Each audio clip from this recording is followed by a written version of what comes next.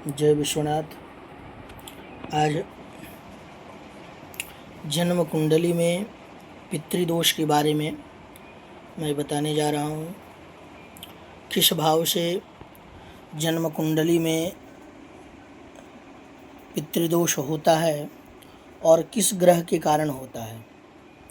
तो जन्म कुंडली में राहु, केतु, शनि या मंगल, ये सभी अशुभ ग्रहों के कारण पितृदोष होता है। पितृदोष द्वितीय भाव, चतुर्थ भाव, यद्यपि ये द्वितीय भाव, चतुर्थ भाव, पंचम भाव, सप्तम भाव, नवम भाव, दशम भाव, इस भाव में राहु सूर्य की युक्ति या सूर्य शनि की युक्ति यदि होता है तो पितृदोष जन्म कुंडली में होता है। पितृदोष होने से क्या हमारे जीवन में बाधाएं आती है, ये मुख्य विषय होता है। यदि आपकी कुंडली में पितृदोष है तो आपके लिए व्यापार में बाधा, यदि द्वितीय भाव में से बना रहा है तो मानिए धन की हानि होगी।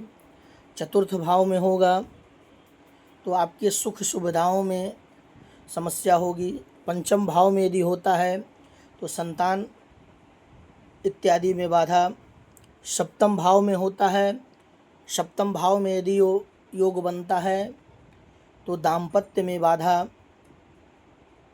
नवम भाव में होता है तो आपके भाग्य में जो मिलने वाला चीज़ है वो विलंब से मिलता है, उसमें बाधा। और दशम भाव में यदि होता है तो आपके लिए पद प्रतिष्ठा, नौकरी इत्यादि कार्यों में बाधा होता है।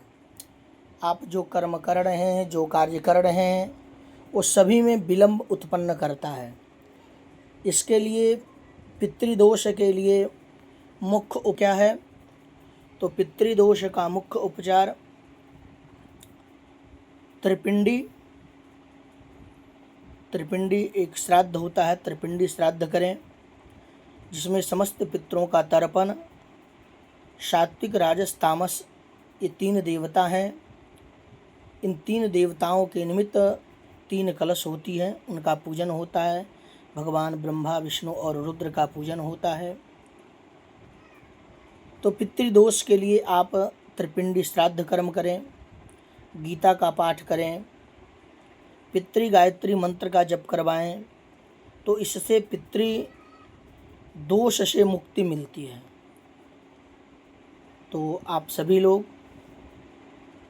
इसे अवश्य, इस विषय वस्तु पे यदि आपकी कुंडली में ऐसा कोई योग है तो आप इसका उपचार करवाएं। जय विश्वनाथ।